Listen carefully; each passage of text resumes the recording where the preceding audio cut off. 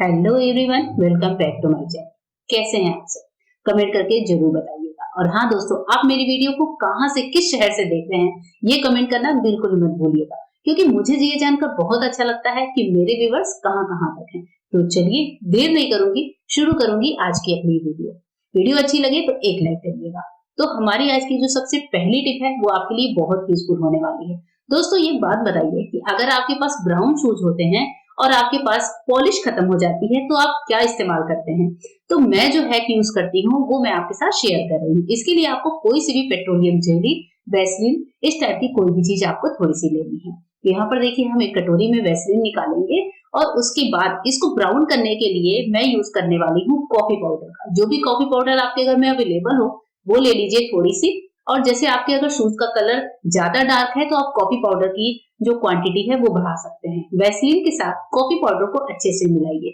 जब आप इसको मिलाएंगे तो आप फील करेंगे कि कॉफी पाउडर के जो ग्रेन्यूल्स हैं वो फटाफट से खत्म हो जाते हैं, यानी कि मिक्स हो जाते हैं। अब ये हमारा बहुत ही बढ़िया सा पॉलिश बनकर तैयार हो जाता है। तो सबसे पहले शूज को आप एक बार साफ कर लीजिए किसी साफ कपड़े से, और उसके बाद जब इसकी मिट्टी अच्छे से हट जाए तब आपको जो पॉलिश हमने लगाया है उसका इस्तेमाल करना है। लेकिन ध्यान रखिए कि शूज को पहले अच्छे से क्लीन जरूर कर लीजिएगा, क्योंकि अगर इसमें मिट्टी रही तो हमारे शूज में चमक नहीं आएगी। तो मैं क्या कर रही हूँ, सबसे पहले एक साफ कपड़ा लिया है और उसके बाद से शूज को अच्छे से साफ कर लेते हैं। अब इसके बाद से हमने जो पॉलिश तैयार किया है उसका इस्तेमाल करेंगे। एक टिश्यू ले लिया है और टिश्यू की मदद से हम क्या करेंगे, जो हमने पॉलिश बनाई है वो हम अपने शूज पर अप्लाई करेंगे।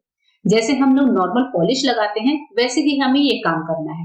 दोस्तों, आपको ध्यान रखना है कि ब्लैक शूज पर आपको कॉफी का जो ये पॉलिश है उसको बिल्कुल भी नहीं लगाना है। ये है सिर्फ ब्राउन शूज के लिए काम करेगा।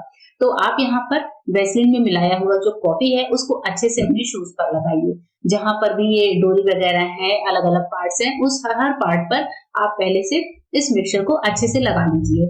तो जितना मैंने मिक्सचर बनाया था वो मेरे दोनों शूज के लिए सफिशिएंट था। तो यहाँ पर देखिए, हमने अभी एक बार लगा दिया है। लगाकर आप चाहें तो 5 से 10 मिनट के लिए छोड़ सकते हैं। उसके बाद से आपको कपड़ा लेना है। आप चाहे कपड़े से भी कर सकते हैं, ब्रश से भी कर सकते हैं। मैंने यहाँ पर इसको कपड़े से ही किया था। कपड़े से आपको सिंपली पूरे शूज को अच्छे से पोंछ देना है, जिससे जो ऊपर से एक्स्ट्रा कॉफी के ग्रेन्यूल्स लगे हैं वो साफ हो जाते हैं और हमारा शूज बहुत ही बढ़िया तरीके से शाइन करने लगता है। ये देखिए, जूता हो गया है एकदम क्लीन। नेक्स्ट टिप है सॉक्स को लेकर। जब भी आपके पास पुराना सॉक्स हो तो उससे एक छोटा सा काम कर लीजिएगा। सॉक्स के अंदर आपको कॉटन डालना है। अब जो भी कॉटन आपके पास हो वो ले लीजिए, सॉक्स के अंदर डाल दीजिए। और जैसे मैं आपको दिखा रही हूँ, अच्छे से कॉटन को बिल्कुल लास्ट वाले पॉइंट तक आपको इस तरीके से डालना है। अब हमारे पास इस तरह की कोई डब्बी हो, कोई पुराना दिया हो, इस तरह का कुछ भी मतलब हो, मटका टाइप का, ऐसे ले लीजिए और सॉक्स इस पे पहना दीजिए। तो हमारा जो कॉटन वाला पार्ट है वो दिए के मुंह पर रहेगा, यानी कि डब्बे के मुंह पर रहेगा, और सॉक्स से इस पूरे छोटे से मटके को मैंने अच्छे से ढक दिया है। अब इसके बाद से हमारे घर में सुइयां वगैरह इधर उधर अगर बिखरी होती हैं, जरूरी नहीं है कि हर घर में थ्रेड बॉक्स हो, तो आप अपनी जो सुइयां हैं, नीडल्स वगैरह, उनको बहुत अच्छे से इसमें ऑर्गेनाइज करके रख सकते हैं और कहीं पर भी इनके गुम होने का डर भी नहीं होता है। तो इस तरीके से सुइयों को ऑर्गेनाइज करके रख लीजिएगा। नेक्स्ट टिप है हमारे इस तरह के हेयर स्ट्रेटनर को लेकर। जरूरी नहीं है कि हेयर स्ट्रेटनर का इस्तेमाल हम हमेशा ही करें। कई बार ऐसा होता है कि हम इसे पूरे पूरे महीने तक यूज नहीं करते, तो हेयर स्ट्रेटनर के वायर जो है इधर उधर बिखरे होते हैं। सबसे पहला काम ये करना चाहिए कि हेयर स्ट्रेटनर के जो वायर हैं उनको अच्छे से आप अरेंज कर लीजिए अपने तरीके से। जैसे भी आप इस पे अरेंज करते हैं वैसे आप अरेंज कर लीजिए। वायर जितने भी खुले होंगे किसी भी इलेक्ट्रिक अप्लायंसेस के, उसको इसके खराब होने का डर उतना ही ज्यादा बढ़ जाता है। तो इस तरीके से हमने वायर्स को अरेंज किया। अब उसके बाद से आप कोई भी पुराना सॉक्स ले लीजिए।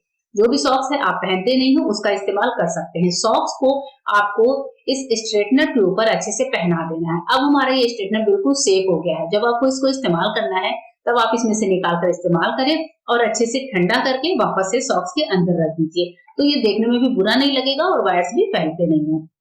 इस तरह का चिकना ग्रीसी तवा होता है जिस पर हम पराठे बनाते हैं, तो कई बार उसको क्लीन करना बहुत ज्यादा मुश्किल लगता है। तो ऐसे टाइम पर ग्रीसी तवा को जब ये गर्म हो तो आप गैस पर ही रखिए और इस पर डाल दीजिए थोड़ा सा नमक। नमक को अच्छे से फैला लीजिए। तो यहाँ पर मैंने लगभग 1 चम्मच नमक डाल दिया है। जो नमक आपके घर में खाते हो वही ले लीजिए और इसके बाद से नमक को अच्छे से फैला लीजिए। अब जब हमने नमक को फैला लिया है तो हमें चाहिए होगा थोड़ा सा आइस क्यूब। तो ये मेरे पास फ्रीजर में यूं ही जमा हुआ आइस पड़ा हुआ था, इसको मैंने ले लिया है और इस आइस को हमने गर्म तवे पर लगाना चालू किया है। आइस क्यूब को जैसे ही हम नमक के साथ तवे पर घुमाते हैं तो आप देखेंगे कि नमक जो है बर्फ के साथ पिघलकर बीच में आने लगती है। तो आप इस पानी को ले लेकर और साइड साइड में डालिए। अभी आप देख रहे हैं कि पानी जो मैंने डाला है, जो मतलब आइस क्यूब मेल्ट हुआ है, वो पानी तुरंत ही ब्राउन होने लगा है। नमक और बर्फ मिलकर तवे पर बहुत ही शानदार सा रिएक्शन करते हैं, जिससे ग्रीस वगैरह खत्म हो जाती है। साइड साइड जो जमी गंदगी है वो भी साफ हो जाती है। जब तवा अच्छे से ठंडा हो गया है तब मैंने ले लिया है एक पुराना दिया और दिए से तवे को रगड़ना शुरू कर दिया है। थोड़ा ही थोड़ा रगड़ते हैं, ज्यादा ऐसा नहीं रगड़ना होता है। थोड़ा सा ही जब हम रगड़ते हैं तो आप देख रहे हैं कि तवा हमारा क्लीन होना शुरू हो जाता है, क्योंकि नमक की वजह से पहले ही इसका ग्रीस अच्छी तरह से निकल चुका था। बस तवे को रगड़ लिया और ये देखिए हमारा तवा बिल्कुल ही बढ़िया से साफ हो चुका है, क्लीन हो चुका है। नेक्स्ट टिप है, अगर आपके घुटनों में दर्द है और आपके पास नी कैप नहीं है, कई बार घुटनों में दर्द होता है बड़ों के, या फिर हमारे घर में बुजुर्ग होते हैं उनके, हर बार जरूरी है कि नी कैप ही खरीदा जाए। तो इमरजेंसी में आप इस उपाय का इस्तेमाल कर सकते हैं। अगर आपके पास घुटनों में ठंड लग रही है, आपको नी कैप पहनना है, तो आप कोई पुराना मोटा सा सॉक्स ले लीजिए। जो सॉक्स थोड़ा ढीला हो उसका इस्तेमाल करिए, और सॉक्स लेने के बाद इसका जो आगे वाला पार्ट है उसको आप कट करके निकाल दीजिए। जैसे ये सॉक्स काफी ढीला है लेकिन मोटा है, तो मैं यहाँ पर इसका यूज कर रही हूँ। आगे वाले पार्ट को इस तरह से काट कर हटा देते हैं। अब सॉक्स को हमें पहनना है अपने घुटनों के ऊपर, तो पैरों के नीचे से लाते हुए बस सॉक्स को अपने घुटने पर पहन लीजिए। आप देखेंगे कि इसकी वजह से आपके घुटनों में इतनी गर्माहट होती है। अगर आपको ठंड लग रही है तो ठंड से बचाव होता है। आप कहीं बाहर जा रहे हैं, सफर पे जा रहे हैं, तो पैंट के अंदर इसको पहन सकते हैं। लेडीज अपने सलवार के अंदर इसको पहन सकती हैं, और जो फालतू का नी कैप का खर्चा है वो भी खत्म होता है और आप ठंड से भी बचे रहते हैं, घुटने सेफ रहते हैं। नेक्स्ट टिप है पर्स को लेकर। कई बार हमारे जो लेदर के पर्स होते हैं या फिर नॉर्मल ही जो फैब्रिक के पर्स होते हैं, वो इस तरह के, इनकी शाइन खत्म हो जाती है, ऊपर से काफी ज्यादा गंदे से लगने लगते हैं। इनको हम क्लीन कैसे करें, इसके लिए मैं आपके साथ वैसलीन का एक बढ़िया सा उपाय शेयर कर रही हूँ। आपको लेना है वैसलीन और पर्स पर इस तरीके से थोड़ा थोड़ा कहीं पर भी लगा देना है। उसके बाद से कोई कपड़ा या टिश्यू पेपर ले लीजिए और इससे वैसलीन को अच्छे से रब कर दीजिए। वैसलीन को आप रब करेंगे, साथ ही साथ आप देखेंगे कि आपने जो कपड़ा या टिश्यू लिया है उसमें सारी गंदगी अच्छे से निकलने लगी है। और वैसलीन वाला काम आपको चारों तरफ करना है, पर्स के चारों तरफ। इससे हमारी जो लेदर के पर्स है उसमें बहुत अच्छी से शाइन आ जाती है, और पर्स की भी अगर कोई गंदगी है, धूल मिट्टी वगैरह लगी भी है पुरानी, तो वो भी साफ हो जाती है और पर्स बहुत अच्छे से शाइन करने लगता है। ये देखिए हमारे टिश्यू में कितनी ज्यादा गंदगी आ गई। वैसलीन से हम अपने पर्स की क्लीनिंग कर सकते हैं।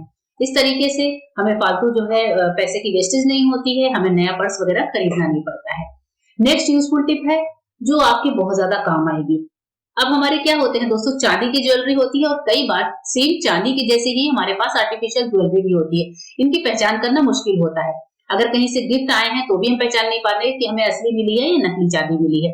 तो असली और नकली चांदी की पहचान के लिए आपको एक बहुत अच्छा सा उपाय शेयर कर रही हूँ। आपको लेने हैं बर्फ। आइस क्यूब ले लीजिए, बर्फ जमी हुई है फ्रिज में जैसी भी वो ले लीजिए। इसको मैंने दो पार्ट में कर लिया है। अब एक पार्ट पर मैं रखूंगी अपनी आर्टिफिशियल ज्वेलरी जो मुझे चांदी लगती है, लेकिन दूसरी साइड मैं रखूंगी अपनी चांदी की पायल जो कि रियल में ही चांदी है, जिसको मैंने खुद अपने अपने पैसों से खरीदा है। वो पायल का मैं यहाँ पर यूज करने वाली हूँ। ये देखिए मैंने बर्फ के साथ आर्टिफिशियल ज्वेलरी लगा दी और दूसरी साइड मैंने ये पायल ले ली चांदी की और इसको बर्फ पर रख दिया। आपके सामने ही बिना वीडियो कट के देखिए मैं थाली को हिलाती हूँ। थाली को मैंने हल्का सा टेढ़ा किया है। हमारी चांदी की ज्वेलरी बर्फ से चिपक चुकी है और जो आर्टिफिशियल ज्वेलरी है वो बर्फ में बिल्कुल भी नहीं चिपकती। चांदी की ज्वेलरी को जब आप बर्फ पर रखते हैं तो इसकी टेंडेंसी ये होती है कि ये बर्फ के साथ चिपक जाती है। देखिए कुछ इस तरीके से। असली चांदी की पहचान करने के लिए आप इस टिप का इस्तेमाल कर सकते हैं। अगर आपके पास भी पुरानी चांदी पड़ी है और आपको लगता है कि असली है या नकली है, तो आप बर्फ के साथ इसकी पहचान कर सकते हैं। थोड़े से बर्फ पर अपनी चांदी की ज्वेलरी को डाल कर देखिए, अगर ये असली होगी तो ये फटाफट से आइस में चिपक जाएगी इस तरीके से। मतलब आप जैसे ही रखेंगे ना, कुछ सेकंडों में ही हमारी चांदी की ज्वेलरी बर्फ में चिपकने लगती है। बहुत ही इजीली हम पता लगा सकते हैं। तो ये देखिए कैसे ये फटाफट से बर्फ में एकदम चिपक सी जा रही है। मैं वापस से एक बार बर्फ में मैंने डालकर छोड़ दिया था और ये देखिए इसने चारों ही आइस क्यूब को अपने अंदर समेट लिया है। नेक्स्ट टिप है इस तरह के शूज को लेकर, जूतियों को लेकर या फिर किसी भी तरह की फुटवियर्स को लेकर, जब भी आप इनको स्टोर करके रखना चाहते हो, आपको लगता है आप कई दिन आप इनका इनको पहनेंगे नहीं, तो किसी पुराने सॉक्स के अंदर अपने फुटवियर्स को रख लीजिए। अगर आप ट्रिप पर भी जा रहे हैं तो इस तरीके से अपने शूज वगैरह को पैक कर सकते हैं। फुटवियर्स को इस्तेमाल नहीं करना है, रखना है, तो भी इस तरीके से आप इनको रख सकते हैं, इनको सेव कर सकते हैं। इनका जो नग वगैरह है वो खराब नहीं होता है।